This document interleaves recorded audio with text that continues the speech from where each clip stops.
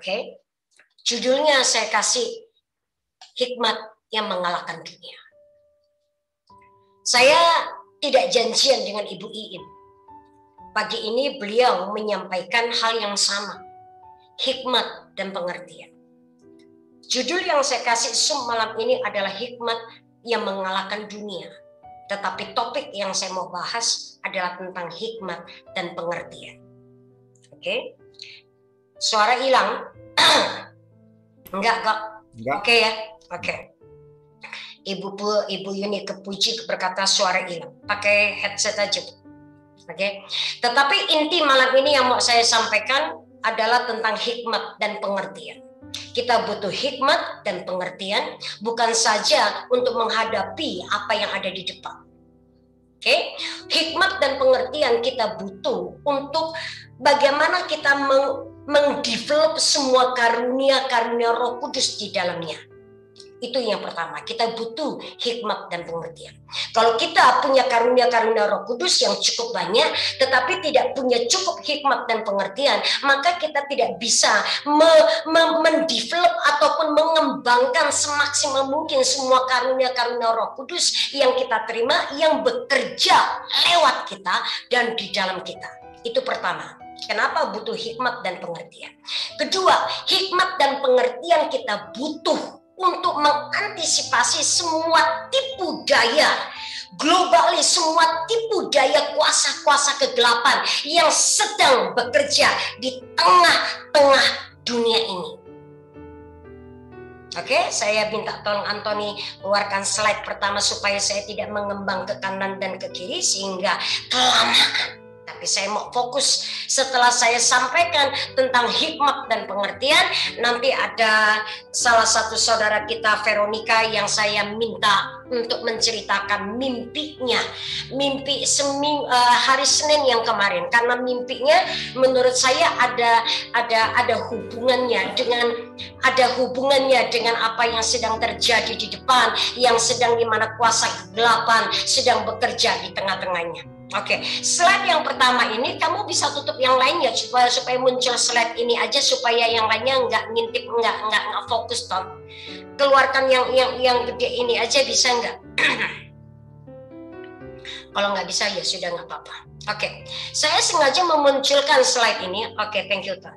Saya sengaja memunculkan ayat ini karena saya mau mengajak setiap kita memperhatikan yang saya highlight, kalimat yang saya sudah highlight.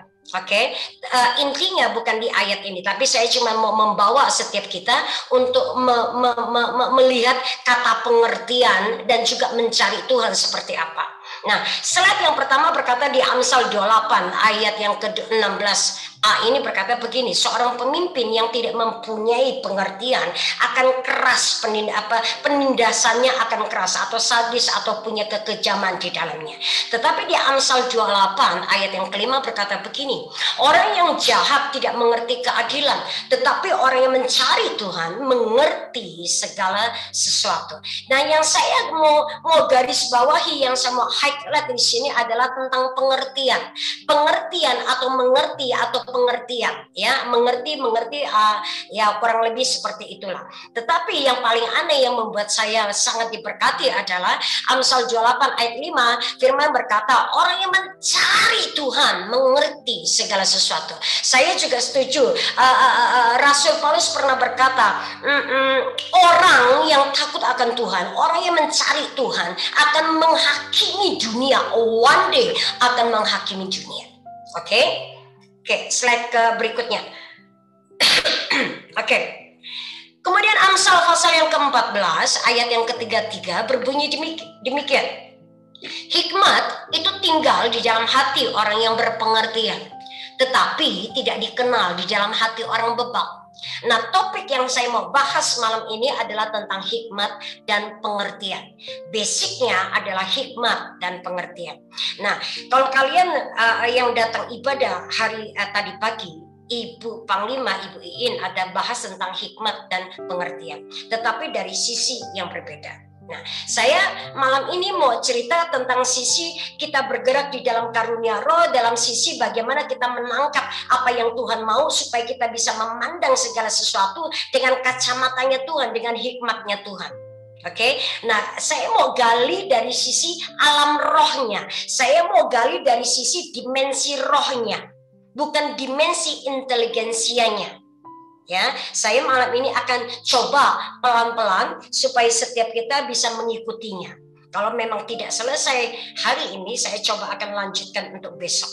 Oke, nah saya mencoba mencari pengertian atau makna apa sih itu arti pengertian. Saya menemukan bahwa di kamus bahasa Indonesia pengertian itu adalah sebuah gambaran atau pengetahuan atau sebuah pemahaman tentang sesuatu di dalam pikiran yang berhubungan dengan inteligensia. Itu menurut kamus bahasa Indonesia. Kedua, menurut kamus bahasa Indonesia, pengertian adalah kesanggupan inteligensi, kecerdasan, IQ, segala sesuatu yang berhubungan dengan IQ dan segala macam untuk menangkap makna suatu situasi atau sebuah perbuatan. Itu pengertian. Nah, satu lagi, berdasarkan kamus Thesaurus berkata pengertian adalah sebuah pemahaman atau penafsiran atau penguraian, sebuah penjelasan, pemakluman atau persetujuan atau pertimbangan atau tanggapan, makna dari pengertian. Oke, itu makna pengertian. Gambaran atau pengetahuan, sebuah pemahaman tentang sesuatu di dalam pikiran kita. Tapi juga berarti kesanggupan inteligensi untuk menangkap makna suatu situasi atau sebuah perbuatan. Oke, atau sebuah pemahaman atau sebuah penafsiran. Itu pengertian. Oke, next Anton. Oke, sekarang kita lihat apa sih definisi hikmah. Ya, kalau di umat Kristen lebih banyak berkata hikmah. Kalau di Muslim berkata hikmah. Apa sih hikmahnya? Setiap kejadian orang-orang akan bertanya, ya udahlah kalau kamu kamu yang penting kamu dapat hikmahnya apa? Hikmatnya apa? Pembelajarannya apa dari sebuah kasus atau dari sebuah kejadian? Atau dalam bahasa Inggris lebih banyak kita kenal wisdom. Nah, kata lain atau sinonim daripada hikmat, wisdom ataupun hikmah adalah kebijaksanaan, kecerdasan, akal budi, sikap hati, kecerdikan. Bahasa Inggrisnya itu sama, hikmah itu sinonim dengan sagacity atau discernment atau insight, sebuah pewahyuan, sebuah apa ya, sebuah tiba-tiba oh ya gue ngerti gitu ya, atau sebuah anugerah untuk bisa membedakan. Ya, kalau di dalam satu Roma pasal 8 ataupun di 1 Korintus pasal yang ke-12, Paulus berkata minta karunia untuk membedakan atau discernment spirit. Ternyata discernment spirit juga ada di dalam karunia hikmat. Ya, jadi sebuah karunia yang membedakan roh, yang membedakan tolong di-mute, bro. Discernment atau hikmat adalah sebuah karunia yang bisa membedakan. Yang digerakkan di belakang itu semua yang menggerakkan apa? Dari sebuah sikap dan sebuah perbuatan yang muncul, orang yang punya hikmat bisa tahu di belakang motivasinya apa. So saya nggak heran kalau saya sekarang hari ini baru tahu ternyata hikmat sinonimnya di dalamnya adalah juga ada karunia discernment, karunia untuk membedakan, karunia untuk bisa mengetahui yang mendrive seseorang motivasinya apa. Ternyata ada di hikmat. Oke, saya baru beberapa hari ini baru dibongkar oleh Tuhan. Dan Tuhan suruh saya belajar menggali lebih dalam lagi tentang hikmat dan pengertian. Saya awalnya tidak mau membawa topik topik tentang hikmat dan pengertian untuk malam hari ini Zoom. Tapi Tuhan berkata kamu butuh gali, karena ke depan kalau kamu nggak punya kuat hikmat dan juga pengertian, kamu tidak bisa membedakan semua tipu daya muslihat daripada iblis yang akan dia kerjakan. Semakin hari semakin intensitasnya semakin naik, semakin naik, semakin naik. Nanti ujungnya saya kasih tahu kenapa kita butuh itu. Oke? Nah, pengertian hikmat adalah suatu pengertian dan pemahaman yang dalam. Oke? Bukan cuma sekedar yang hanya terlihat secara kasat mata atau yang ada di permukaan saja. Tetapi hikmat adalah suatu pengertian yang dan pemahaman yang dalam mengenai orang, mengenai barang, mengenai kejadian atau sebuah situasi yang menghasilkan kemampuan untuk menerapkan sebuah persepsi. Persepsi itu muncul, persepsi itu baru keluar, sebuah cara pandang itu baru keluar, muncul setelah hikmat mendrive, muncullah sebuah persepsi sesuai dengan pengertian. Saudara nanti mungkin agak bingung, tenang aja dulu, nanti saya akan simpulkan. Tapi saya butuh membacakan itu buat saudara. Oke. Kedua, apa makna arti daripada hikmat? Ini menurut sekuler. Ini menurut Wikipedia. Saya butuh angkat ini semua, tidak semuanya yang rohani, tidak semuanya dari Alkitab. Supaya saudara ngerti, saudara paham, dunia aja mengakui itu. Ya kalau Alkitab mengakui, no wonder gitu ya. Oke, arti yang kedua tentang hikmat adalah sebuah pemahaman akan apa yang benar, dikaitkan dengan penilaian terhadap suatu perbuatan. Dan yang aneh, saya sempat baca di Wikipedia itu ada nulis begini, hikmat adalah sebuah pengetahuan yang di luar mistik. Dia mengaitkan dengan sesuatu yang berkaitan dengan mistik, yang sesuatu yang di luar daripada kedaulatan manusia atau roh. Cuman karena tidak begitu lengkap, saya nggak masukkan ke dalam slide ini. Oke, nah ada beberapa jurnal sekuler yang berkata hikmat itu dihubungkan dengan sesuatu yang mistik, yang adikodrati. Oke, slide berikutnya tuh. Saya tidak akan menghabiskan cukup banyak waktu untuk sesuatu yang sekuler, tapi saya akan ujungnya nanti saya akan balik ke dimensi roh. Oke, Lukas pasal yang ke-16 ayat yang ke-8. Lalu Tuhan itu memuji bendahara yang tidak jujur itu, karena ia telah bertindak dengan cerdik. Saya highlight. Semua kalimat yang saya highlight, saudara tolong tandai ya. Sebab anak-anak dunia ini lebih cerdik terhadap sesamanya daripada anak-anak terang. Ayat yang kedua, Ayub pasal yang ke-5, ayat yang ke-13. Ia menangkal orang yang berhikmat dalam kecerdikannya sendiri, sehingga rancangan orang yang belak-belik digagalkan. Saya bacakan dulu semua ayatnya. Amsal pasal ke-16 ayat yang kedua. Segala jalan orang adalah bersih menurut pandangannya sendiri, tetapi Tuhanlah yang menguji hati.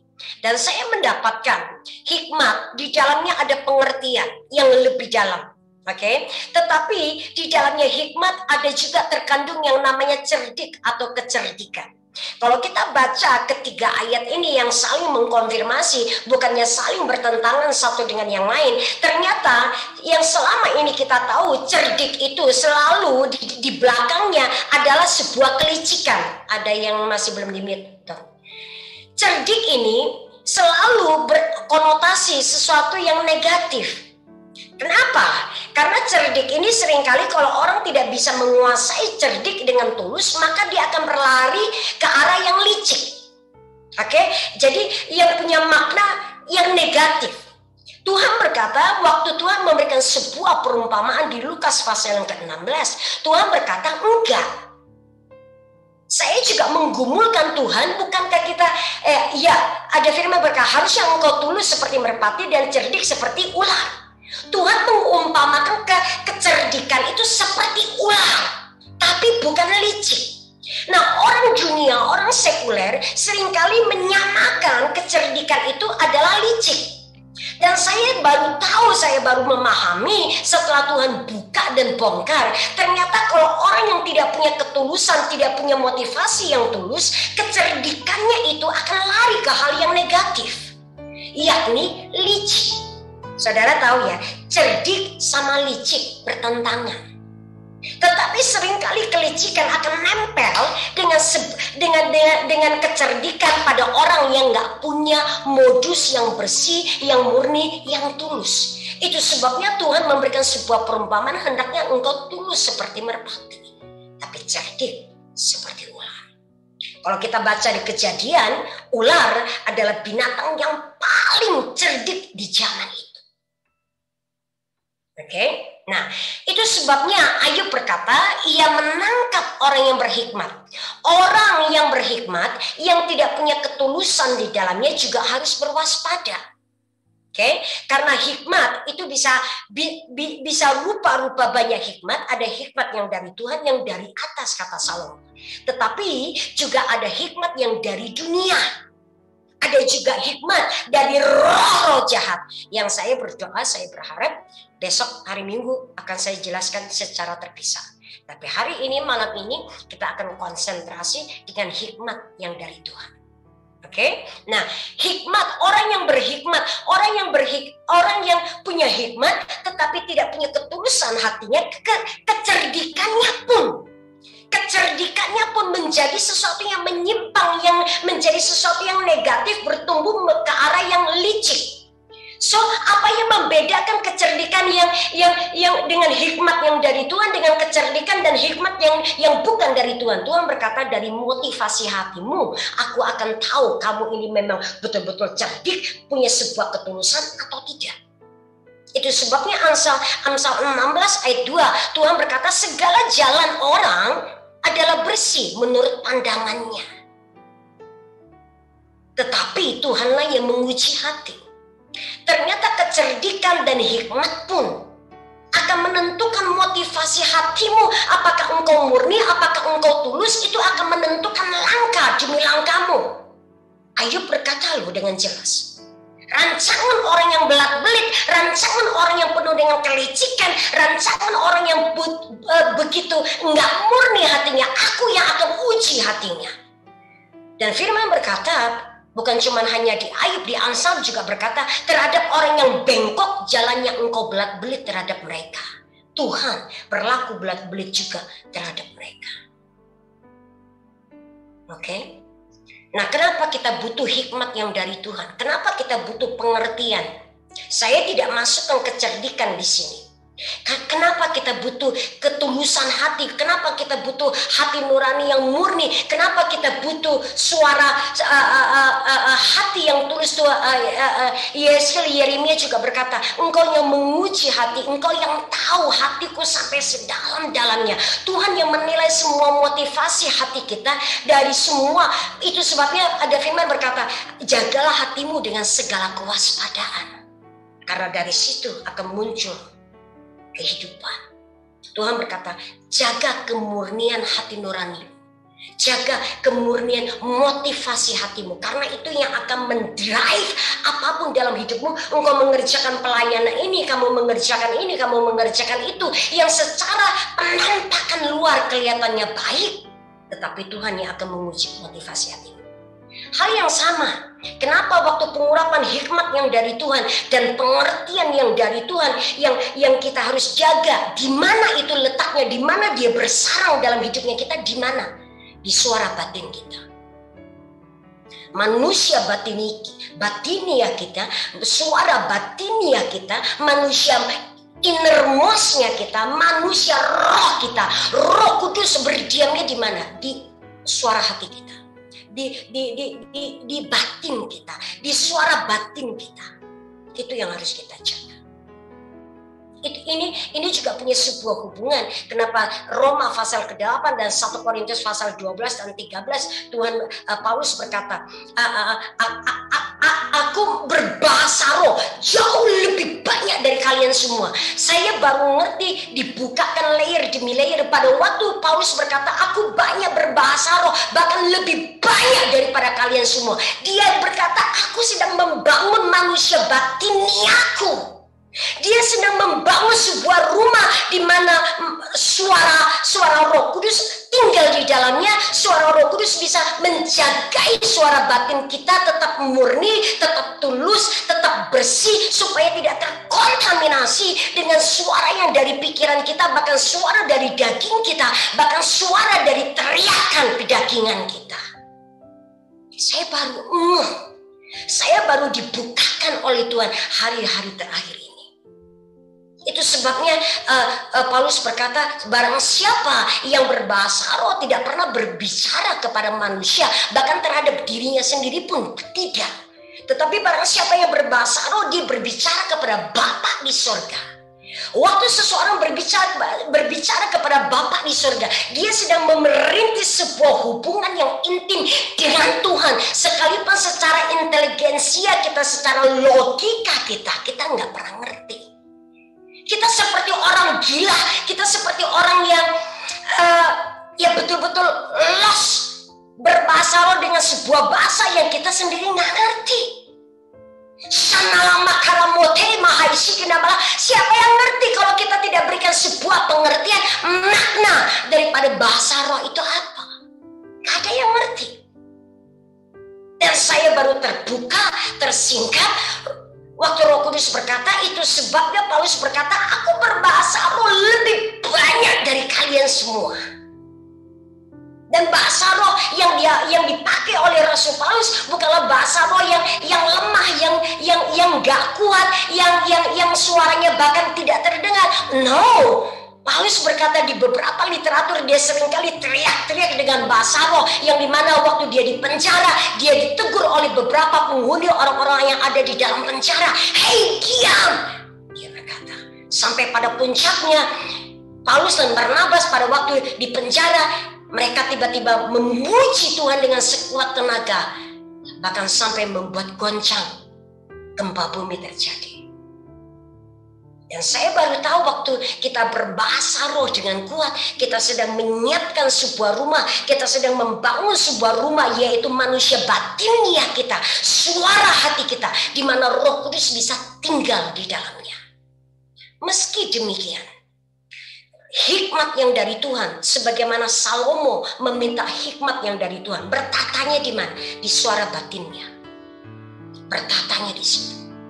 Pengertian yang dimiliki oleh Salomo juga bertatanya di situ, bukan di otaknya. Karena pengertian dan hikmat dimiliki oleh Salomo, diberikan pewahyuan oleh Tuhan, maka itu ngalir mempengaruhi seluruh hidupmu, dari otakmu, inteligensiamu, dari ujung rambutmu sampai ke ujung kaki. Ngedrive-nya di mana? Di manusia batinia kita, di manusia roh kita. Kenapa banyak orang galau? Kalau rohmu cukup kuat, engkau akan bisa mengerem kegalauan yang ada di jiwa. Dan seringkali di jiwa seseorang itu mulai crack, mulai galau, mulai stres karena di rohnya, pertahanannya roboh. Kalau di pertahanan rohmu roboh, runtuh, gagal, maka dia akan kena duluan. Yang pertama kali kena ekses dampaknya adalah di jiwa. Setelah itu di fisik, di tubuh. Oke? Yang paling lemah di tubuh, kedua di jiwa. Yang paling kuat adalah di roh. Tapi kalau di rohmu kuat, dia tidak akan bisa menembusi, mengkamiri jiwamu, dan dia tidak akan bisa menghantam tubuhmu. Tapi kalau di rohmu runtuh pertahanannya, kekuatan di rohmu runtuh, dia akan masuk ke jiwamu, pikiranmu akan dikacaukan, hatimu, jiwamu, perasaanmu, emosimu akan menjadi galau, akan menjadi stres, tidak akan pernah bisa tenang, dan lain sebagainya. Kemudian fisik akan muncul sakit penyakit, akan muncul eksim, akan muncul efek efeknya, dampaknya akan berbeda satu orang dengan yang lain berdasarkan tingkat atau intensitas kekuatan rohmu runtuhnya sampai sejauh mana. Hikmat dan pengertian ini yang membuat kita, waktu kita minta karunia-karunia Roh Kudus bekerja di tengah-tengah kita, karunia untuk bernubuat, karunia untuk melayani, karunia untuk berkata-kata dengan hikmat, karunia untuk menyembuhkan dan lain sebagainya, kita butuh hikmat dan pengertian. Buat apa? Untuk menerjemahkan setiap bahasa yang dimana Roh Kudus sampaikan di dalam manusia batin kita, sehingga kita bisa nangkap, bisa meresponinya, menyikapinya dengan nalar kita dengan tepat. Ada banyak orang yang saya lihat bahkan di tengah-tengah grup kita ini, di kelas kenabian ini, banyak orang punya karunia mimpi. Dan seringkali mimpinya itu sangat tajam.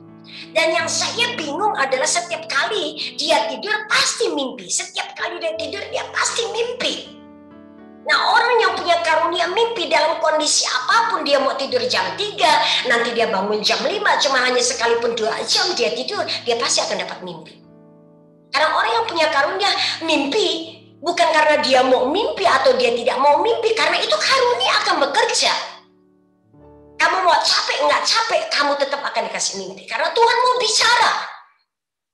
Karena itu keputusan Tuhan yang mau bicara, bukan yang kita yang menginginkan. Atau mimpi itu kan bunga tidur karena kamu keletihan di jiwamu, makanya kamu mimpi begini dan begitu. Enggak. Kalau yang sudah yang namanya karunia, karena Tuhan mau berbicara dengan engkau.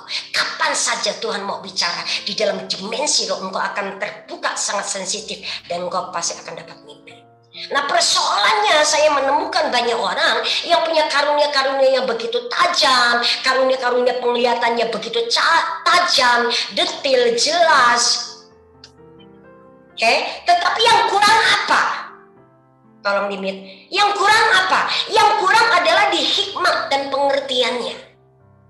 Banyak sekali orang yang sudah dapat mimpi udah sangat jelas, tapi dibilang, "Bu, aku nggak ngerti maksudnya apa." Waktu dia ceritakan, dia cuma cerita aja, dia cuma chatting aja. Saya ketawa sampai ngakak. Saya bilang, Tuhan, kok mereka bisa ya, nggak bisa ngerti, nggak bisa memahami, tidak bisa menginterpretasi mimpi yang mereka dapat, padahal mereka punya karunia. Banyak beberapa orang, 1, 2, 3 orang, kalau saya sebut namanya, kalian semua tahu, punya penglihatan yang sangat tajam. Lebih tajam daripada karunia penglihatannya saya.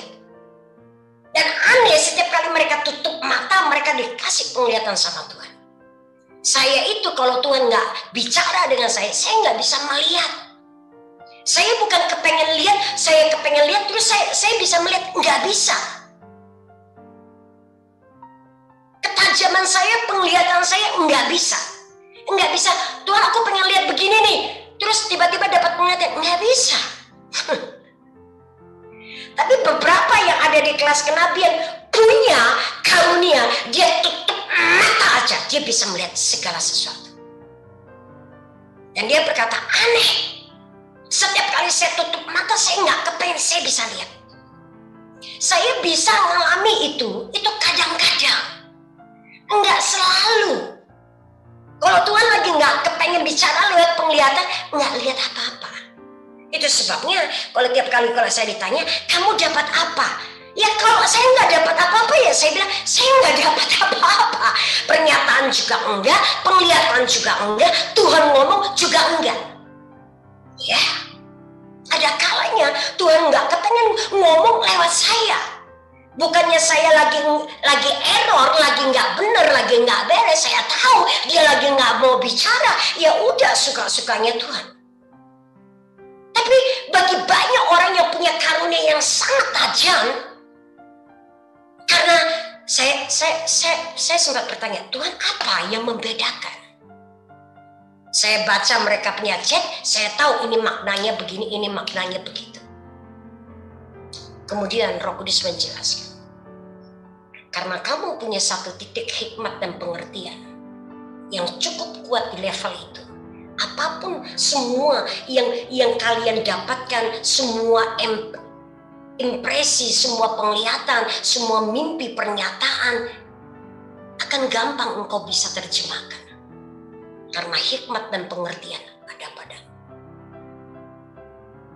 Saya tanya Tuhan, kalau begitu karunia roh yang bekerja di kita, kalau kita tidak minta hikmat dan pengertian untuk mengerti, untuk memahami karunia ini, bagaimana kita bisa memaksimalkan dan kita bisa maksimal efisien di dalam setiap karunia Roh Kudus, dan supaya kita bisa bekerja sama sampai betul-betul karunia yang ada pada kita bisa ada di topnya. Tuhan berkata hikmat dan pengertian. Sampai di satu titik saya tanya ke Tuhan, boleh ditutup dulu, saya mungkin kasih penjabaran lebih panjang di slide ini. Ditutup dulu aja nanti slide berikutnya baru kamu munculkan. Sampai di satu titik saya pernah tanya Tuhan, berarti karunia roh itu yang engkau berikan ke kami harus minta dan kami kembangkan dan kami latih lagi yang namanya hikmat dan pengertian, supaya karunia yang ada pada setiap kita itu bisa bekerja dengan maksimal. Tuhan berkata iya. Ada banyak orang yang punya karunia mimpi, tetapi kalau dia tidak minta anugerah sebuah karunia untuk menerjemahkan itu mimpi, itu bukan karunia menerjemahkan mimpi, tetapi yang menerjemahkan apapun juga dari dimensi roh yang kita dapat, dari impresi, dari pernyataan, dari semua penglihatan, apapun juga yang bekerja di dalamnya. Ada sebuah sisi sektoral yang dimana di hikmat dan pengertian yang memberikan pengertian demi pengertian. Kalau kita yang punya karunia mimpi, maka itu hikmat untuk mengartikan mimpi. Nah, kenapa harus ada pengertian? Karena pengertian inilah yang membuat kita bisa berbicara dengan bahasa manusia. Pengertian inilah yang membuat saya bisa berbahasa dan menulis dengan sangat baik dan komunikatif, sehingga setiap kalian yang membaca apa yang saya sampaikan lewat tulisan ataupun lewat lisan, lewat perkataan, dimengerti oleh banyak orang. Pengertian itu membuat sesuatu perkara atau sebuah pelajaran yang sulit untuk dimengerti menjadi sederhana. Kalau orang yang punya pengertian itu bekerja menyederhanakan dari sesuatu yang sulit untuk dipahami menjadi gampang dipahami. Itu pengertian. Dari sisi karunia, dari sisi dimensi roh, kenapa kita butuh hikmat dan pengertian? Kita tidak bisa cuma hanya berhenti di hikmat. Di dalam hikmat ada pengertian juga, tetapi pengertian yang lebih dalam lagi. Ada orang yang bisa bercerita atau membahas sesuatu hanya cuma di permukaan toh. Tapi kalau orang yang punya hikmat, dia akan bisa mengurai sampai yang kok bisa sih kamu membongkar sampai yang sedalam-dalamnya? Itu hikmat yang di dalamnya ada pengertian. Saudara pernah nggak sih baca buku ataupun pengajarannya seseorang ataupun pewahyuannya seseorang yang sampai kita udah dengar topik itu berkali-kali, udah ratusan kali dari berbagai hamba Tuhan dari mana-mana, tapi selama ini kita nggak pernah dan disampaikan oleh seseorang yang punya roh hikmat dan pengertian di dalamnya, menceritakan dengan begitu santai dan gamblang, dan tiba-tiba kita tuh seperti kayak di ruangan yang gelap dan dinyalain lampu, nyala lampunya. Oh, tiba-tiba yang selama ini kita nggak ngerti, nggak paham. Oh gitu toh. Pernah nggak sih ngalami? Seperti orang berkata, kasih gua penerawangan, kasih saya terawangi saya, berikan saya apa sih istilahnya, saya nggak begitu hafal. Berikan saya penerangan, pencerahan. Saya butuh pencerahan nih, lagi bete, lagi sumpek dan segala macam. Oke, saya melayani beberapa kalangan selebritis dari gereja lain. Ada kalanya mereka akan ping dan berkata, saya butuh penerawangan nih, saya butuh pencerahan nih Bu. Oke, ada 1-2. Nggak terlalu sering sih. Kenapa? Dia merasa sumpek di dalamnya, dia merasa ada sesuatu yang saya butuh jebolkan. Dan dia akan cari orang tertentu yang dia yakin, dia percaya bisa memberikan sebuah pencerahan atau incitement. Oke? Atau sagacity. Nah, hikmat dan pengertian, pertama kita harus minta sama Tuhan.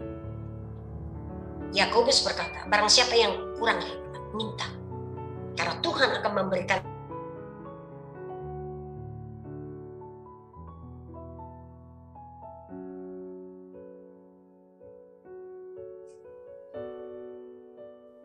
Nggak ada suaranya, Bu. Suaranya hilang ya, Cik? Internet kali. Ada nggak sekarang? Halo? Sudah dengar. Sudah ada, Bu. Sudah ada, Bu. Ini kalian mesti doa nih, gue nggak tahu. Lama. Sudah ada, Bu. Sorry, tadi sampai di mana ya? Gue lupa. Hikmat dan pengertian diminta dari Tuhan, Bu. Oke, caranya gimana gue bisa dapatkan hikmat dan pengertian? Oke, nah ini saya bicara soal bagaimana hikmat dan pengertian itu bekerja dengan karunia-karunia Roh Kudus. Oke, nah nanti ke depannya Tuhan berkata, hikmat dan pengertian itu akan memberikan, itu akan bekerja, membuat kita bisa terbuka mata roh kita dengan semua tipu daya muslihat yang dilakukan, yang dikerjakan oleh iblis. Oke, nah salah satu cara bagaimana kita punya hikmat dan juga pengertian, kita harus minta ke Tuhan. Saudara bergerak di karunia apa? Kenali karuniamu, karunia roh yang kalian dapat dari Tuhan itu apa? Karunia kalian bernubuat, kalian punya karunia mimpi, punya karunia untuk melihat di alam roh, atau punya karunia impresi. Impresi juga salah satu karunia. Kalian punya karunia apa? Karunia berkata-kata dengan hikmat, atau karunia menyembuhkan, atau apapun juga. Semua karunia butuh untuk hikmat dan pengertian bekerja bersama-sama. Pertama, asking, minta, doakan dengan Tuhan. Minta sungguh-sungguh dengan Tuhan. Waktu kamu doa Tuhan, aku minta semua roh hikmat dan pengertian yang aku butuh untuk mengembangkan karunia-karunia roh yang bekerja di dalam hidupku. Aku minta. Waktu engkau minta hikmat dan pengertian itu, engkau harus sebutkan di hadapan Tuhan, aku minta karunia roh, kenabian, karunia untuk bernubuat, karunia bermimpi, untuk menerjemahkan mimpi, untuk mengartikan penglihatan demi penglihatan segala sesuatu yang ada di dalam dimensi roh. Engkau butuh ngomong itu secara spesifik dan detil. Kalau engkau berbisnis, engkau butuh karunia untuk bergerak dalam dunia bisnis, dan engkau butuh hikmat dan juga pengertian untuk berbisnis. Selama ini saya menemukan banyak orang Kristen itu salah, minta semuanya secara global, nggak pernah spesifik. Ada kalanya Tuhan akan mengizinkan dan biarkan kita berdoa dan minta secara global. Tapi ada hal-hal tertentu waktu kita masuk ke dalam sebuah penjurusan yang lebih spesifik lagi, Tuhan mau kamu spesifik. Saya menemukan Tuhan adalah Tuhan yang spesifik dan detail. Satu-satu dia perhatikan. Itu sebabnya Tuhan mengajarkan saya spesifik, nah mau apa.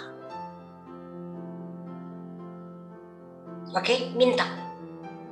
Waktu kamu minta, Tuhan itu seringkali akan membuka motivasi hatimu. Kamu minta hikmat dan pengertian untuk mengembangkan karunia ini untukmu apa? Untuk supaya sok-sokan kah? Atau kamu butuh karena kamu butuh untuk sebuah melayani pekerjaan dan kehendak Tuhan di depan, atau kamu tahu destinimu, Tuhan aku tahu destiniku tapi aku butuh diperlengkapi dengan karunia ini, aku butuh diperlengkapi dengan hikmat dan pengertian ini untuk menopang supaya aku bisa nyampe ke destiniku. Kamu butuh spesifik, kamu butuh minta, dan seringkali Tuhan akan menguji motivasi hati. Karena seringkali banyak orang cuman hanya istilahnya apa ya, angat-angat tai ayam. Tahu ya?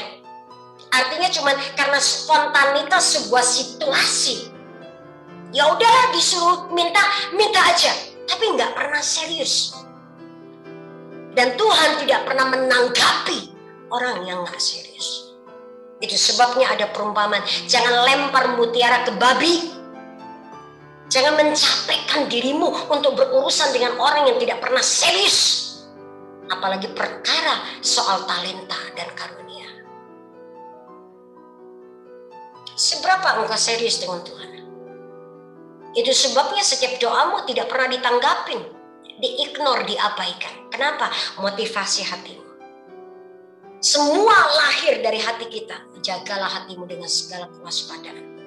So malam ini saya berdoa. Kenapa kita harus jaga hati kita dengan semua kewaspadaan? Karena di dalamnya ada rumah di mana Roh Kudus Karena di dalam di mana semua karunia, hikmat dan pengertian itu bekerja dan meradiasi keluar.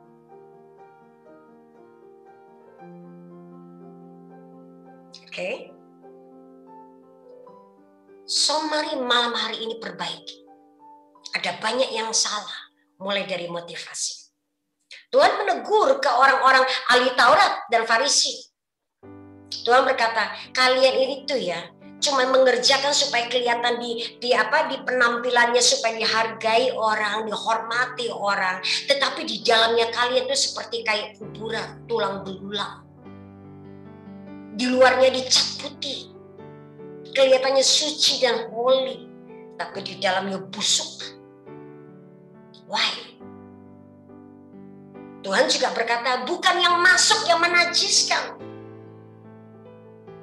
tapi yang keluarlah yang menajiskan. Why? Karena yang keluar dari mulut adalah meluap dari hati. Home. Tolong di-mute. Home. Batinia kita adalah rumahnya Roh Kudus. Seberapa kita bisa membuat Roh Kudus tetap bertahan dan tinggal di dalam batinia kita yang suci dan kudus dan murni. Seberapa lama dia bisa tetap akan mengurapi kita. Dan saya tidak berkata demikian bahwa kita kebal dengan dosa, kita mungkin akan jatuh berkali-kali dalam dosa. Tapi jangan saudara bayangkan Roh Kudus terus keluar masuk dari hati kita. Enggak begitu.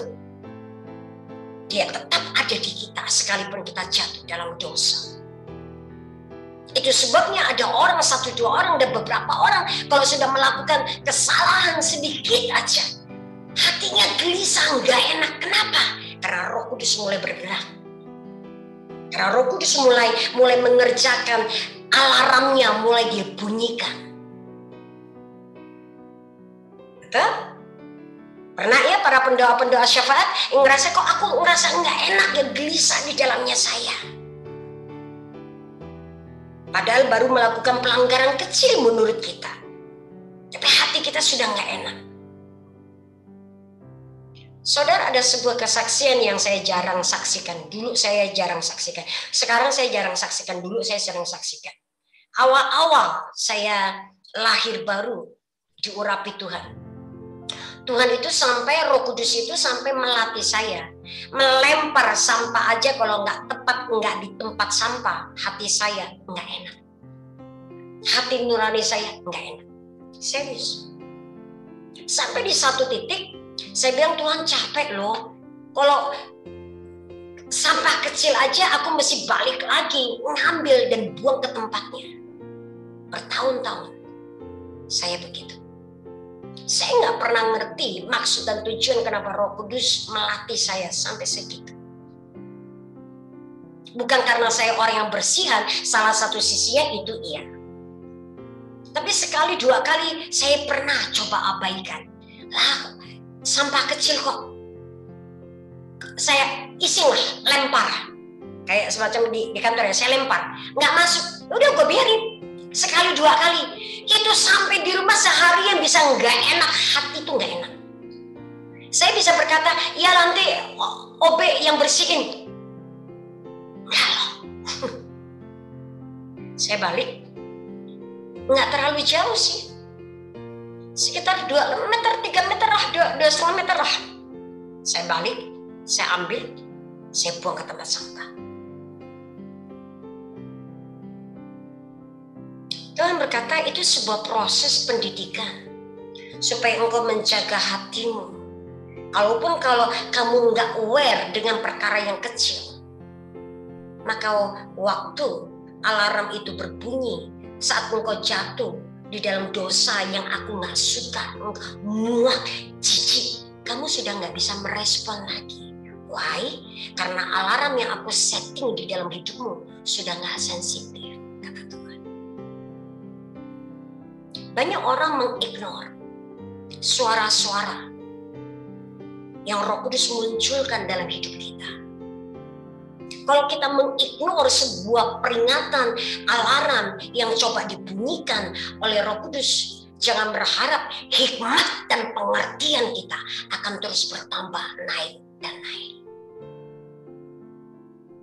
Tuhan akan membawa hikmat dan pengertian kita enggak stagnan.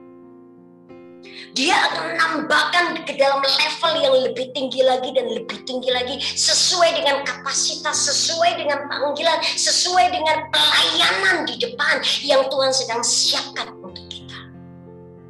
Kalau kita malas, Tuhan capek belajar terus, diproses terus, dia akan berhenti. Seketika kita berteriak, Tuhan capek diproses terus, nggak lulus, dia langsung berhenti. Hikmat dan pengertian kita butuh minta. Evaluasi karunia Roh yang bergerak dalam hidup kita apa? Minta secara spesifik. Motivasi hati kita, untuk apa kita butuh hikmat dan pengertian? Kalau kita baca peristiwa dan kasusnya Salomo, waktu Tuhan datangi Salomo dan Tuhan tanya, minta apa saja yang kamu mau, aku akan kasih. Oke? Saya nggak tahu Salomo kok bisa minta hikmat. Dan waktu Tuhan mengevaluasi, menguji motivasi daripada Salomo waktu itu, Tuhan berkata, oke, yang kamu minta di dalam pandangan Tuhan itu baik. Sangat baik. Dan Tuhan berkata, aku kasih. Bahkan yang engkau tidak minta pun, aku kasih. Sebagai bonus, motivasi hatimu harus lulus uji motivasi, kelayakan motivasi. Setelah kelayakan motivasi lulus, engkau akan mendapati tiba-tiba hikmat dan pengertian akan mulai turun. Tapi tidak seketika itu berfungsi dengan maksimal dalam hidup kita. Seringkali Tuhan akan mendidik kita, mengajar kita, mengasah kita. Lewat apa? Lewat karunia-karunia Roh yang bekerja dalam hidup kita. Itu hikmat dan pengertian akan ditempelkan. Kalau kita tidak sering memakai atau mengembangkan karunia-karunia Roh yang ada di dalam diri kita, maka hikmat dan pengertian yang kita sudah minta dari Tuhan pun tidak akan terlalu banyak dipakai. Tidak terlalu banyak di-upgrade. Samalah seperti iOS yang sekarang ini, sistem yang sekarang ini, yang ada di Microsoft dan segala macam. Ada kalanya secara berjangka kita butuh update program yang ada. Caranya mengupgrade program yang ada atau menginstalasi ataupun aplikasi yang baru, caranya lu pakai itu karunia. Jangan terlalu sering dianggurkan. Pakai, kembangkan, latih dan asah. Untuk mengasah setiap karunia, hikmat, pengertian dan karunia Roh, itu kita butuh kerjasama dari pihak Roh Kudus dan dengan kita. Enggak cuma melulu dari Roh Kudus. Enggak melulu, Tuhan kalau engkau mau pakai aku, engkau kasih dong. Kita yang harus membiarkan dan kita harus bekerja sama dengan Roh Kudus untuk mengasah dan menemukannya. Hikmat dan pengertian pun butuh ditemukan. Oke, slide yang berikutnya Tuhan. Kalau nggak terlalu panjang, saya bisa sampai jam 10, udah jam 8 soalnya. Saya mau biarkan Veronica untuk kesaksian. Slide berikutnya, yang keempat. Tinggal 1 slide lagi akan selesai. Oke, betul. Kenapa saya berkata Roh Kudus menyingkapkan kita butuh hikmat dan juga pengertian, ya? Apakah sama, Bu? Roh hikmat sama, ya? Kita cuma pakai 1, hikmat dan pengertian aja. Oke? Di Daniel pasal yang ke-11 ayat yang ke-32, ini yang kita butuhkan untuk menghadapi masa yang dinubuatkan oleh Nabi Daniel. Hari-hari ke depan ini, sekarang yang sedang kita masuki, yang sedang kita hidupi adalah masa penggenapan yang dinubuatkan oleh Daniel. Oke, Daniel berkata di 11 ayat 32, dan orang-orang yang berlaku fasik terhadap perjanjian, garis bawahi, akan dibujuknya sampai murtad dengan kata-kata licin, tetapi umat yang mengenal Allahnya akan tetap kuat dan akan bertindak. Dan Tuhan berkata, dan orang-orang yang berlaku fasik terhadap perjanjian. Siapa sih itu orang-orang yang berlaku fasik terhadap perjanjian? Ternyata Tuhan berkata orang-orang fasik yang berlaku fasik terhadap perjanjian, yang melanggar perjanjian. Siapa sih itu perjanjian? Perjanjian antara anak-anak Tuhan, ada antara orang-orang Kristen terhadap Tuhannya. Orang-orang fasik itu bukan orang yang tidak kenal Tuhan, yang bukan di luar gereja ataupun di luar orang yang tidak pernah mendengar nama Tuhan, tetapi justru mereka adalah orang-orang internalnya Kristus, yang akhirnya ujungnya berlaku fasik dan kemudian melanggar perjanjian dengan Kristus. Kenapa mereka bisa melanggar perjanjian dengan Kristus? Karena mereka membiarkan diri mereka dibujuk sampai murtad dengan kata-kata licin. Dalam versi bahasa Inggris, saya menemukan dibujuk itu dengan kata-kata tipu muslihat, dengan kata rayuan, dengan kata-kata yang manis, dengan kata-kata yang intelek, dengan kata-kata yang kelihatannya benar secara logika masuk. Itu sebabnya Tuhan berkata, engkau butuh hikmat dan pengertian untuk memfilter segala sesuatu. Sistem global dunia yang sedang mulai dikuasai oleh kuasa kegelapan, yang sedang menipu, dan engkau dibujuknya sampai engkau murtad. Itu dimulai dari rumah Tuhan. Bukan orang yang tidak kenal Kristus, bukan orang yang tidak kenal siapa itu Kristus. Orang fasik terhadap perjanjian adalah orang internal Kristus yang kenal Tuhan, yang dulu pernah terima karya keselamatan itu, dan ujungnya melanggar perjanjian dengan Kristus. Why? Karena mereka tidak punya hikmat yang dari Tuhan dan tidak punya pengertian di dalamnya. Mereka cuma mengandalkan inteligensia dan nalarnya. Itu sebabnya di salah satu kitab Tuhan pernah berkata, orang kaya susah masuk surga. Itu sebetulnya sebuah kiasan. Bukan orang kaya secara fisik, bukan berarti kita nggak boleh jadi kaya. Itu ternyata sebuah kiasan, sebuah peribahasa yang dipakai oleh orang Ibrani. Saya mendapatkan kebenarannya di beberapa literatur Alkitab yang pernah saya baca. Ternyata Tuhan itu mencoba berkata begini, orang yang terlalu pintar secara logika dan inteligensianya susah masuk surga. Makna yang sebetulnya itu. Di dalamnya juga mengandung arti orang yang hatinya mencintai kekayaan dan uang juga susah masuk surga. Makanya di belakang kalimat itu lebih gampang unta masuk lubang jarum. Itu paradoks. Karena itu kalimat peribahasa. Oke? Nah, hikmat dan pengertian yang dari Tuhan kita butuh untuk menghadapi semua tipu muslihat daripada iblis yang bekerja di tengah-tengah sistem dunia ini yang sekarang mulai bekerja. Daniel juga menubuatkan, tetapi umat yang mengenal Allahnya dan akan tetap kuat dan bertindak.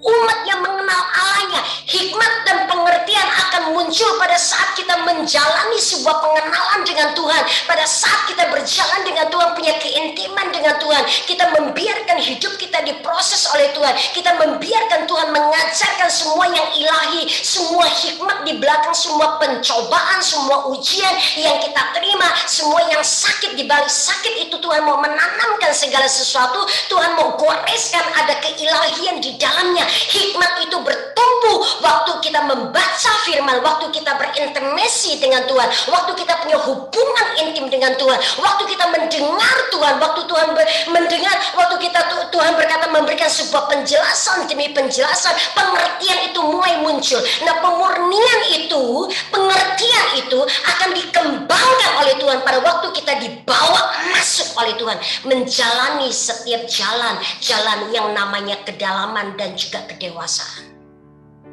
Makanya saya berkata, kalau kita hanya pintar menghafal Alkitab, tapi kita tidak pernah membiarkan hidup kita diproses dan tidak pernah membiarkan Roh Kudus menggoreskan goresan itu, mengajarkan arti kehidupan, maka yang engkau baca di dalam Alkitab hanya akan menambah inteligensiamu, hanya akan menambah kecerdasan di dalam otakmu, tetapi di dalam manusia rohmu engkau tidak bisa menangkap arti, makna segala sesuatu yang sesuai dengan detak jantungnya. Nggak bisa.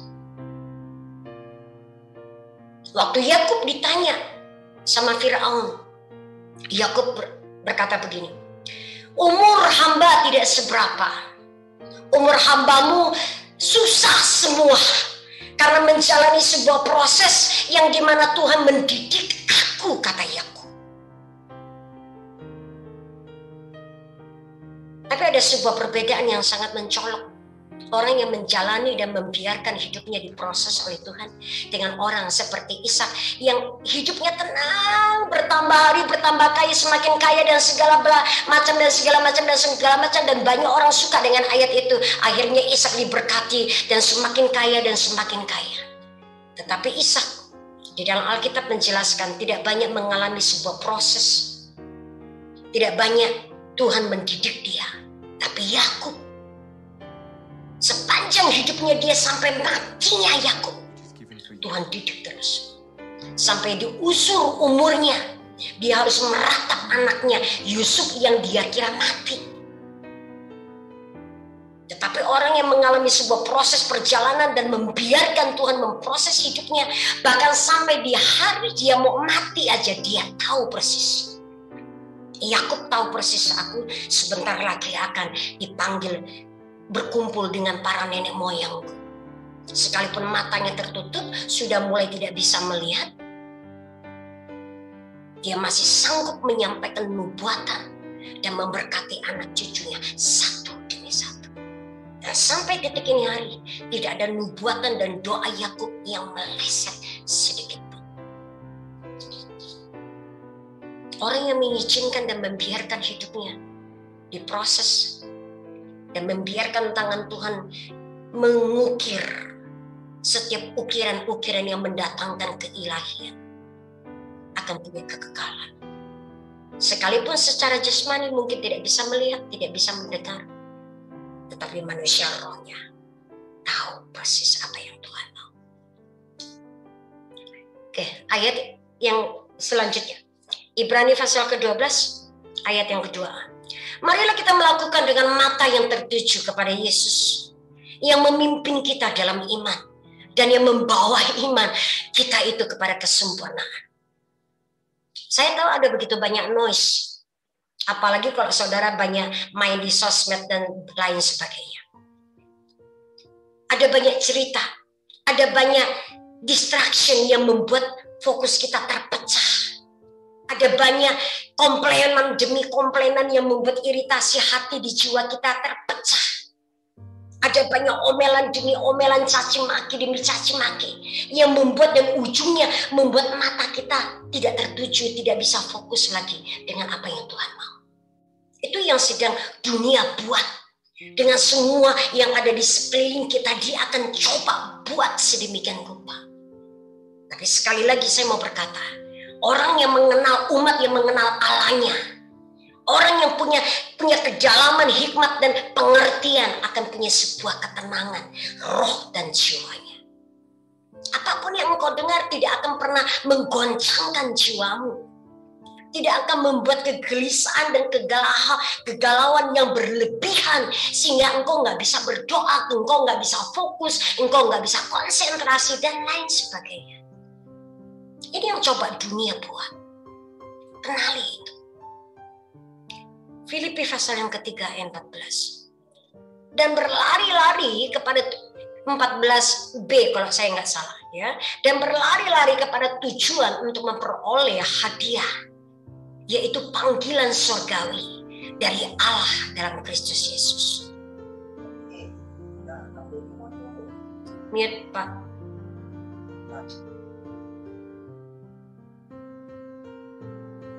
Saya mau pesan, apapun yang terjadi hari-hari ini, jangan pernah biarkan fokus kita teralihkan. Jangan pernah biarkan kita berhenti berlari. Pastikan kita berlari terus. Dan kita tidak stop. Kalau kita memastikan kita tetap berlari dan ada di dalam tracknya Tuhan, kita nggak punya kesempatan untuk mendengar gosipnya orang. Kita tidak punya kesempatan untuk menoleh kiri dan kanan. Orang yang berlari cepat akan fokus ke depan. Dan akan membuat seluruh kekuatan di dalam roh jiwa tubuhnya cuma satu fokus, satu titik untuk menyelesaikan secepat-cepatnya.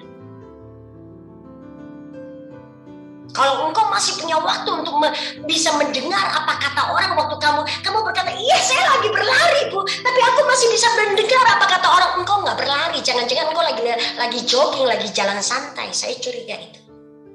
Berlari sama jalan santai berbeda. Jalan-jalan, lari-lari. Kalau kamu betul-betul lari, kamu nggak punya kesempatan untuk mendengar apa kata orang. Kamu nggak punya kesempatan untuk melirik kiri dan kanan. Why? Saya punya waktu tertentu untuk jogging, lari, nggak cepat-cepat sih, tapi tetap jogging. Saya nggak, orang manggil saya aja saya bisa nggak nge. Sampai ujungnya dia harus klaksonin saya sampai saya kaget. Oke? Itu sebabnya saya berkata, kalau kamu lari, kamu tidak punya kesempatan untuk mendengar orang. Pastikan kita tetap berlari. Jangan terlalu banyak waktu ngawur. Slide selanjutnya. Oh, oke. Jangan tampilkan ini dulu karena saya butuh Veronica. Oke. Tutup dulu sebentar. Ton, saya mencoba menyimpulkan. Saya mencoba menjadi guru yang baik untuk memberi. Oke. Hikmat dan pengertian kita butuh untuk mengembangkan karunia roh. Kalau kita cuma punya karunia roh tapi kita tidak punya hikmat dan pengertian untuk menerjemahkan itu, maka karunia roh yang bekerja dalam hidup kita tidak akan pernah maksimal apapun karunia itu. Oke? Hikmat dan pengertian kita butuh untuk menghadapi masa depan ke depan. Untuk menghadapi sebuah masa yang dimana Tuhan berkata, iblis dengan semua sistem yang ada sekarang ini mencoba membujuk kita dengan kata-kata yang manis, dengan kata-kata, dengan semua penjelasan, dengan semua pemahaman teknologi dan apapun itu, yang ujungnya kita berkata, iya benar juga kok ya. Akan seolah-olah masuk dengan logikanya kita. Tetapi kalau apabila kita punya hikmat dan pengertian yang dari Tuhan, maka kita akan bisa melihat jauh di belakang apa yang diucapkan, apa yang disampaikan, kita akan bisa mendiscern di dalamnya. Itu sebabnya dari awal aku berkata, hikmat adalah sinonimnya discernment. Dan kita butuh. Iblis akan bekerja di hari-hari terakhir ini dengan sangat mulus. Bahkan dunia sekarang sudah bisa mengkloning manusia yang setengah human, yang setengah bionik dan lain sebagainya. Oke? Pak Daniel Ferry ini paling suka posting link segala sesuatu yang dunia katakan. Dari pertama kali kenapa tidak boleh ada vaksin dan lain sebagainya, itu sebetulnya bukan kami yang menyebarkan, dunia sudah ngomong. Dan saya tahu kalau beliau sudah posting di grup panjang, beliau akan punya caption kenapa begini, kemudian akan menyertai melampirkan ada link demi link, tujuannya supaya kita bisa klik. Lu nggak cuma hanya dengar gua ngomong, tapi ini ada orang-orang yang berkompeten, berpotensi di dalam disiplin ilmu yang bicara, bukan cuma Bu Iin yang ngomong toh gitu loh. Dan seringkali apa yang kami dapat di dalam dimensi roh itu selalu ada approvalnya, ada sebuah konfirmasinya di dunia yang lain. Ada hipotesanya, ada analisanya, ada perkataan orang. Oke? So kenapa cuma ini? Oh my God. Hikmat dan pengertian yang dari Tuhan inilah yang saudara harus minta untuk bisa memilah, memfilter semua sampah yang coba diolah sedemikian rupa oleh iblis, seolah-olah itu sebuah makanan. Hati-hati. Nah, saya akan stop dulu sampai di sini. Saya akan minta Veronica untuk dia menceritakan mimpinya Senin kemarin. Saya minta Vero cerita apa adanya. Jangan dikurangin. Kalau vulgar ya vulgar, ngomong apa adanya. Nanti habis Vero cerita tentang mimpinya, saya minta Anton keluarkan slide yang terakhir. Saya akan coba beri penjelasan. Saya tahu beberapa teman-teman kita sudah pernah tahu apa yang mau saya sampaikan. Silakan Vero. Oke, shalom Bu Elisa, shalom semuanya. Oke, Vero langsung aja. Senin kemarin tanggal 26, Vero mimpi. Memang kebetulan malam itu Vero lupa untuk pengurapan di ubun-ubun. Yang selama ini kan setelah kita mendengar pesan dari Pak Jo itu untuk setiap kita itu setiap malam urapi kepala dengan minyak. Waktu itu Vero mimpi Senin itu malamnya. Memang mimpinya agak vulgar, di mana iblis datang dalam sosok pria yang sangat tampan ya gitu ya, yang ganteng gitu, dan dia berkata langsung di hadapan Vero kalau dia mau merusak para mempelai Tuhan. Dan di hadapannya itu ada satu sosok perempuan yang sedang terbaring gitu, tanpa mengenakan busana dan benar-benar polos, telanjang gitu. Dan kemudian dia berkata, aku mau merusak setiap para mempelai Tuhan, dan aku mau setiap mereka itu aku pakai untuk melahirkan keturunan bagiku gitu kan. Terus waktu itu mukanya mengatakan hal itu dengan senyum dan dengan mengejek banget gitu. Dan setelah itu dia berkata bahkan data-data para mempelai yang jadi calon dan sasarannya itu sudah ada gitu. Datanya itu ada sama dia, dan dia tangannya menunjukkan sebuah handphone gitu dan ditunjukkan kepada Vero gitu. Jadi waktu itu, dan dia menunjukkan juga setiap perempuan atau mempelai Tuhan itu yang akan ditiduri dia itu, dia di bagian intim perempuan itu dia tutupi dengan kain hitam gitu. Dan kemudian baru dia meniduri dan menggerayangi perempuan itu. Dan pas Vero bangun, Vero kaget banget dan Vero buru-buru kebas-kebas gitu kan. Kebas-kebas, dan Vero doa juga nanya Tuhan. Sepanjang hari itu Vero agak gelisah dan juga tanya, ini Roh Kudus, apa Vero harus share gitu. Dan agak vulgar gitu gimana ya gitu. Jadi Vero masih bilang kalau memang Roh Kudus mau Vero share, Vero pengen Roh Kudus konfirmasi sekali lagi ke Vero gitu. Sampai di hari Rabunya pagi-pagi di grup pasukan Medan, saudara kami Ciheni, Ruth Heninyo, dia mengirimkan sebuah artikel disertai sebuah foto gitu. Nah, kemudian akhirnya di situ waktu Vero lihat foto itu, roh Vero itu rasanya terusik banget gitu. Vero bilang, Roh Kudus, ini kayaknya kok berkaitan dengan mimpi Vero itu ya, karena ada perempuan kayak cyborg gitu, tapi dia di dalamnya ada mengandung sebuah janin gitu, tapi badannya udah separuh cyborg gitu. Jadi akhirnya Vero, Roh Kudus menyarankan Vero untuk karena Ciheni yang ngirim, akhirnya Vero hubungi Ciheni gitu, Japri Heni. Jadi Vero bilang, Vero mimpi gitu kan. Terus kan, dan Vero cerita, kemudian setelah melihat foto Cici yang Cici share itu benar-benar kayaknya mengusik banget gitu. Dan Vero tanya, Roh Kudus apa ini, Vero, apa waktunya Vero harus share ya gitu. Dan kemudian Vero digerakkan untuk share. Kemudian Heni bilang, ayo Ver, share ke Bu Maria gitu, ke Bu Elisa. Ya, akhirnya Vero langsung japri Bu Elisa dan kirim foto berserta arti mimpi Vero itu. Itu sih yang mau Vero share. Terima kasih Bu. Terima kasih semuanya. Ton minta slide-nya dimunculkan, Ton, yang terakhir. Ton. Yang terakhir, Ton. Oke. Yuk, dibikin besar aja, Ton. Oke. Ini yang dimaksud, kedengarannya suaranya ya. Ini yang dimaksud oleh Vero. Ini gambar ini yang dimaksud sama Vero ya. Saudara boleh browsing aja di Facebook dan segala macam. Teknologi dan segala macam lagi merancang ini semua. Paham ya? Bagaimana ceritanya dari sebuah transhuman bisa ujungnya hamil dan segala macam dan punya anak dan melahirkan dan segala macam. Oke? Saya nggak suka lihat gambarnya, udah tutup aja deh, Tan. Aku ngomong aja deh daripada pelototin dia.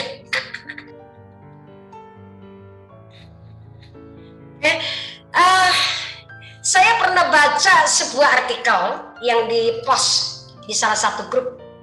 Saya pernah baca begini, udah cukup lama sih.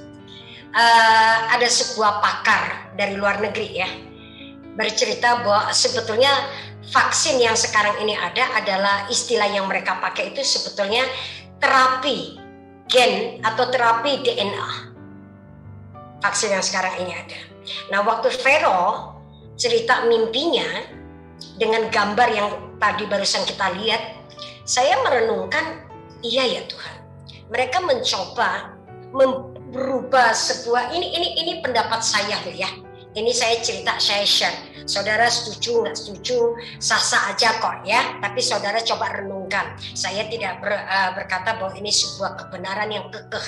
Segala sesuatu itu kebanyakan kalau saya baca, saya bilang Tuhan kok aneh ya. Jadi ada beberapa titik-titik merah yang saya melihat tuh nyambung seperti kayak benang merah, ada sambungannya, ada apa sih namanya, ada keterkaitannya. Dan saya mulai merenungkan waktu Tuhan berkata hikmat dan pengertian gali, nak, pahami, cari lagi, masuk lebih dalam lagi. Saya merenungkan kebenarannya begini yang saya mau share terakhir ini sehubungan dengan mimpinya Vero. Kenapa Vero itu mimpi seorang pria ganteng? Kalau yang muncul genderuwo dia pasti kabur dah, percayalah. Ya. Tapi masalahnya yang dimimpikan oleh Vero ini kan bukan dirinya yang dicoba diajak untuk make love, tetapi memang wanitanya itu sudah ada, tapi yang dia lihat adalah seorang pria ganteng yang mencoba menghamili seorang wanita,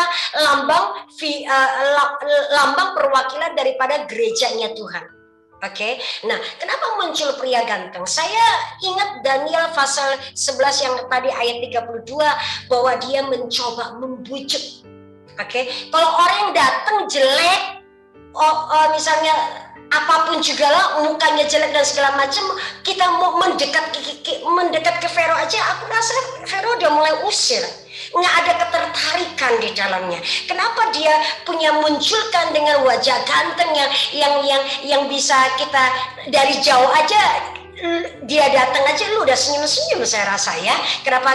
Nah itu sebabnya yang saya berkata kenapa dia muncul dengan sebuah perawakan yang seperti itu. Karena dunia tidak mungkin datang dengan sebuah teori, dengan sebuah bahan, dengan sebuah cerita yang kita tahu ini iblis, ini bukan dari Tuhan. Kita pasti tahu akan langsung tengking gitu loh.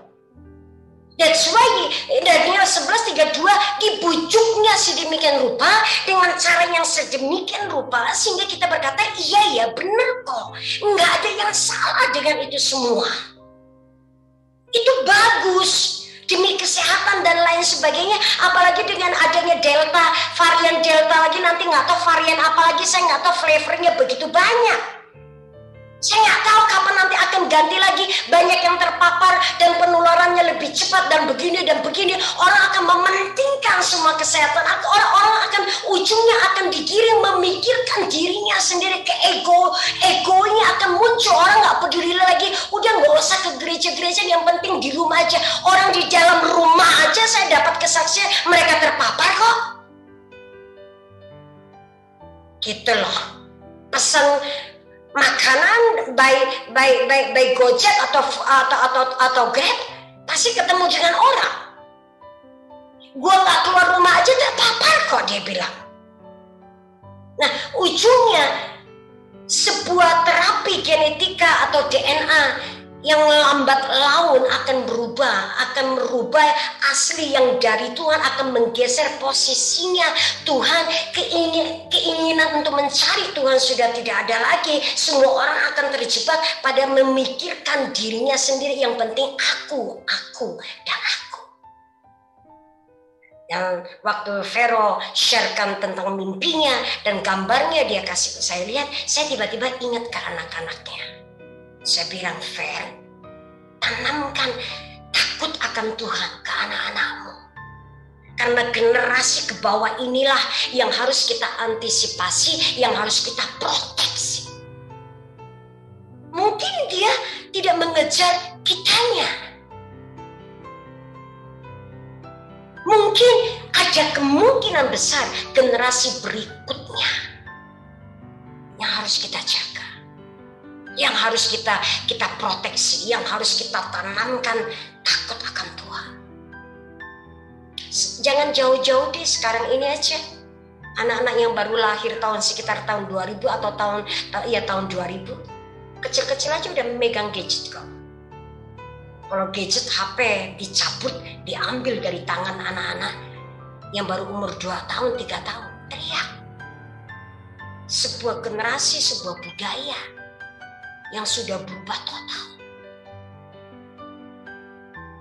Mereka disuruh ke gereja, mereka disuruh berdoa, makan berdoa aja sudah nggak pernah ada kok. Coba saya mau tanya Mary Emmanuel, seberapa banyak sih kamu ingatkan anakmu sebelum makan? Doa dulu. Zamannya saya masih lipat tangan tutup mata loh. Sebelum makan. Coba sekarang. Saya menemukan keponakan-keponakanku juga nggak ada lagi tuh yang namanya doa.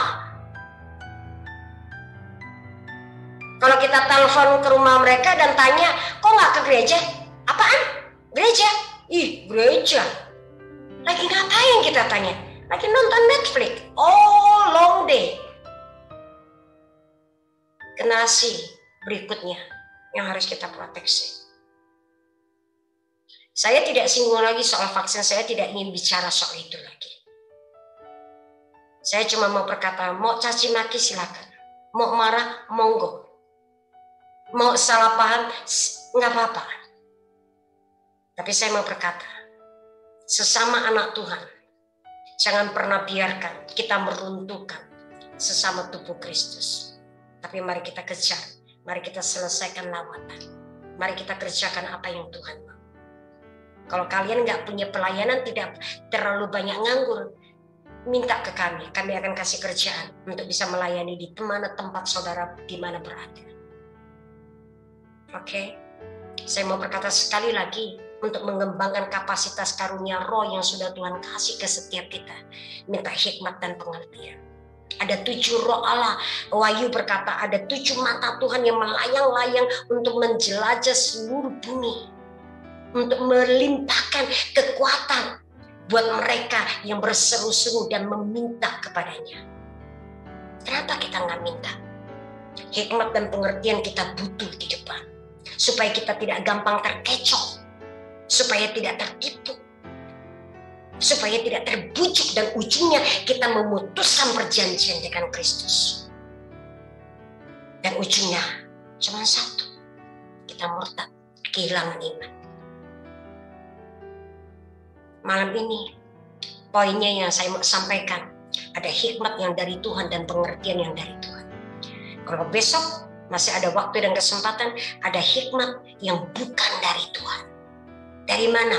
Dari dunia, dari iblis, dari penguasa gelap. Oke? Saya rasa itu yang saya mau sampaikan. Kalau ada sekiranya ada pertanyaan yang saya bisa jawab, saya akan jawab. Tapi kalau tidak ada pertanyaan, maka saya akan mengajak setiap saudara untuk berdoa.